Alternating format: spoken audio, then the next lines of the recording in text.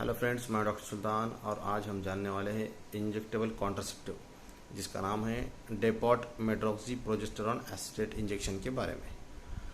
तो ये DMPA injection क्या है, इसके यूजेस, साइड इफ़ेक्ट, इन सब चीज़ों के बारे में हम आज जानेंगे। तो DMPA एक प्रोजेस्टेरॉन है जिसका यूज़ कॉन्ट्रासेप्शन बोलकर किया जाता है। और इसका मैकेनिज़्म क्या है? DMPA का मैकेनिज़्म होता है कि वो सर्वाइकल म्यूकस को थिक करता है।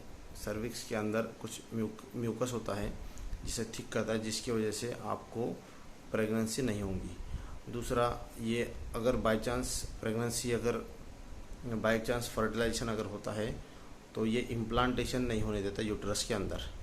और तीसरा, ये ओव्यूलेशन होने से रोकता है। तो DMPA की 3 मैकेनिज्म है। एक तो ओव्यूलेशन से रोकेगा, दूसरा सर्वाइकल म्यूकस थिक करेगा जिसकी वजह से प्रेगनेंसी नहीं होगी, और तीसरा इम्प्लांट, अगर बाय चांस फर्टिलाइजेशन हो भी गया तो उसका इम्प्लांटेशन नहीं होने देगा। ये हो गया mechanism of action of DMPA। DMPA कितने दिनों तक के काम करता है? ये 3 महीने तक के इंजेक्शन काम करता है।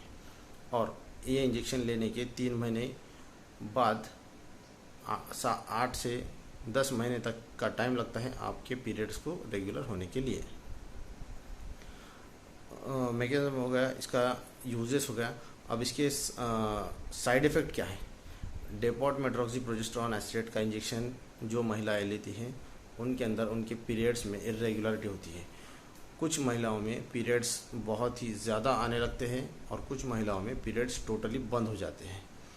तो ये DMPA इंजेक्शन आप जब भी लेना चाहो तो आपके गायनेकोलॉजिस्ट के सुपरविज़न में और पूरी तरीके से कंसल्टेशन करने के बाद ही DMPA इंजेक्शन लेने का डिसाइड करना चाहिए।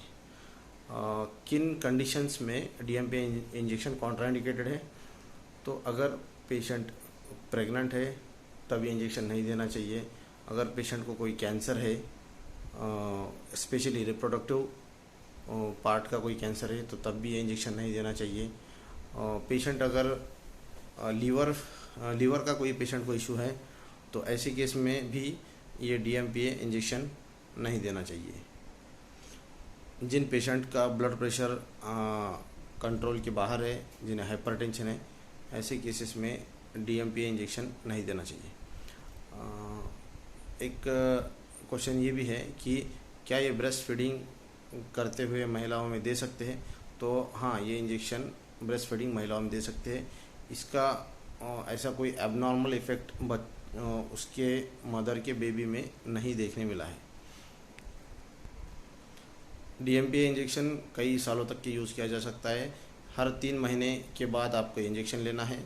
ये इंजेक्शन डीप इंट्रामस्कुलर दिया जाता है बटॉक्स के अंदर, कमर में। और ये इंजेक्शन प्रेगनेंसी अगर सस्पेक्टेड है तो ये इंजेक्शन अवॉइड करना चाहिए।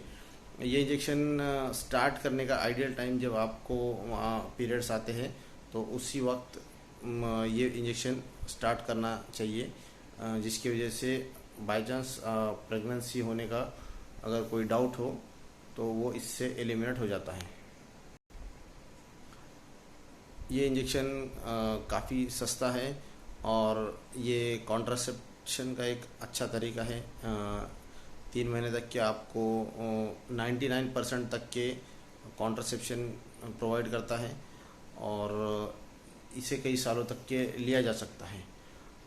लेकिन ये इंजेक्शन लेने वाले पेशेंट्स में पीरियड्स की इरेगुलरिटी, कुछ पेशेंट्स में बीच बीच में स्पॉटिंग होंगी, या फिर कुछ लोगों को बहुत ही ज़्यादा ब्लीडिंग होगी, या फिर कुछ लोगों में ये ब्लीडिंग कम्प्लीटली स्टॉप होंगी। तो इस तरीके के साइड इफ़ेक्ट इसमें देखने मिलते हैं। तो ये इंजेक्शन जब भी आप लेना चाहो तो आप आपके गायनेकोलॉजिस्ट के कंप्लीट कंसल्टेशन के अंदर ही लेना चाहिए। अगर इससे रिलेटेड कोई आपका सवाल हो तो आप नीचे डिस्क्रिप्शन बॉक्स में दिए गए नंबर पे पूछ सकते हैं।